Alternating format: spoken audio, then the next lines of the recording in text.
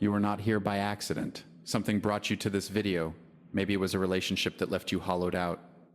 Maybe it was a friendship that slowly convinced you that you were the problem. Maybe it was a family dynamic so normalized that you didn't even have a word for what was happening until years after you left. And now you are trying to understand something that no one around you seems willing to say out loud. How did I let this happen? How did someone who claimed to love me treat me this way, and how did I stay? Those questions deserve a real answer. Not a comforting one. A true one. We begin in the wrong place when we talk about toxic relationships. We begin with the other person, their narcissism, their manipulation, their patterns and pathology. And that analysis is not wrong, but it is incomplete. Because the deeper question, the one that will actually set you free, is not what were they. It is, what in me recognized them as home? That question takes courage to ask. Most people never do. They leave one toxic relationship and walk, sometimes within months, into another, not because they are broken, because the wound that made them vulnerable was never examined, only escaped. The philosopher Socrates said, an unexamined life is not worth living. But for those of us healing from toxic love, an unexamined wound is not just uncomfortable. It is a homing signal, quietly broadcasting to every person who knows how to exploit it. Here is what the science and the soul both agree on. Your nervous system learned what love feels like long before you were old enough to evaluate whether that feeling was healthy. As children, we don't choose our emotional education. We absorb it. If the people who cared for us were inconsistent, warm one moment, cold the next, our nervous system didn't conclude that something was wrong with them. It concluded that this is what closeness feels like. Unpredictable, fragile. Neuroscientists call what follows a trauma bond. Spiritually, we might call it something older, a soul that learned to confuse turbulence with depth and mistook anxiety for love. So when someone entered your life who was magnetic and then distant, adoring and then critical, full of promise and then full of blame, part of you didn't sound an alarm. Part of you felt recognition. That is not your failure. That is your history dressed up as your present. Let me tell you about someone you might know. He was the kind of person who made everyone feel seen at first. He remembered small details. He asked the right questions. He made her feel for the first time in a long time like she mattered. And then slowly the rules changed. Nothing was ever quite right. Her tone was too sharp. Her needs were too much. Her joy, when it wasn't about him, made him go quiet in a way that filled the room with ice. She started shrinking, editing herself, apologizing for things she couldn't name. And the terrifying part, worked harder. Because somewhere in her nervous system, love had always looked like a problem to be solved. Approval had always been conditional. So she did what she had learned to do. She tried to be enough. It took her 3 years to understand that the problem was never her size. It was that she had handed someone the measuring tape. Carl Jung called it the shadow, the parts of ourselves we have not yet brought into the light. The wounds we don't examine don't disappear. They go underground. And from underground, they make decisions on our behalf.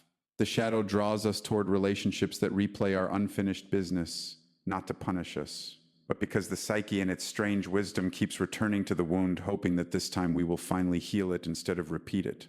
This is why simply leaving is not enough. Leaving is the beginning. Understanding is the work.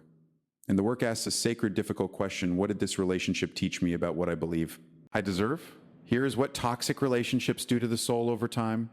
They are rarely dramatic at the start. They begin with idealization. You are seen, celebrated, elevated. This is not accidental. It is the setup. Because once you have experienced that height of being chosen, the withdrawal of it becomes a weapon. Psychologists call this intermittent reinforcement, the pattern of reward and deprivation that creates the strongest psychological attachment known to researchers, stronger, some studies, than consistent love. This is the same mechanism used in gambling. The slot machine that pays out unpredictably is the one you cannot walk away from. You were not weak. You were human.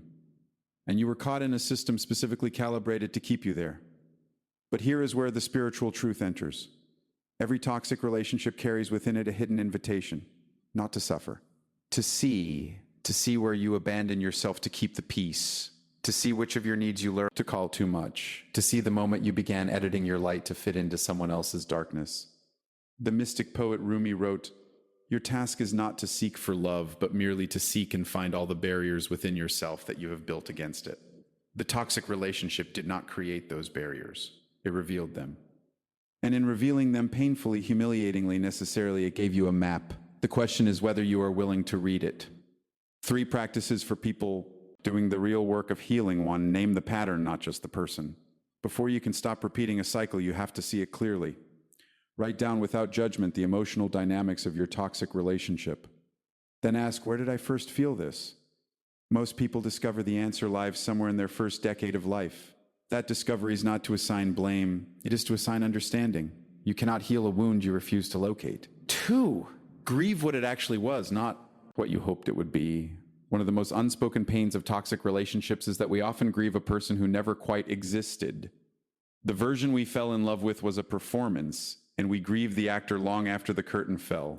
Allow yourself to mourn that. And then, with compassion, mourn the younger version of you who needed so badly to believe that performance was real. 3, practice receiving without bracing. Toxic relationships train us to wait for the catch. Kindness becomes suspicious. Consistency becomes boring. Safety feels like something is missing. The healing practice is small and daily. Let someone be genuinely kind to you and resist the urge to diminish it, explain it away, or wait for it to disappear. Let it land. Your nervous system needs evidence slowly, repeatedly. That calm is not the quiet before a storm. Here is what I want you to know as we close. The fact that you were in a toxic relationship does not mean you were broken. It means you were human, shaped by experiences you did not choose, carrying wounds you did not ask for, doing the best you could with the map you were given. But you are here now, reading, asking, looking directly at something most people spend a lifetime avoiding. That is not nothing. That is everything. The theologian Howard Thurman wrote, "Don't ask what the world needs. Ask what makes you come alive and go do it. Because what the world needs is people who have come alive." Healing from a toxic relationship is the slow, sacred process of coming back to life, of remembering who you were before you made yourself smaller, of learning, perhaps for the first time, that your needs are not a burden, your sensitivity is not a flaw, and your love given to the right person in the right conditions is not dangerous. It is the most powerful thing about you. You are not starting over.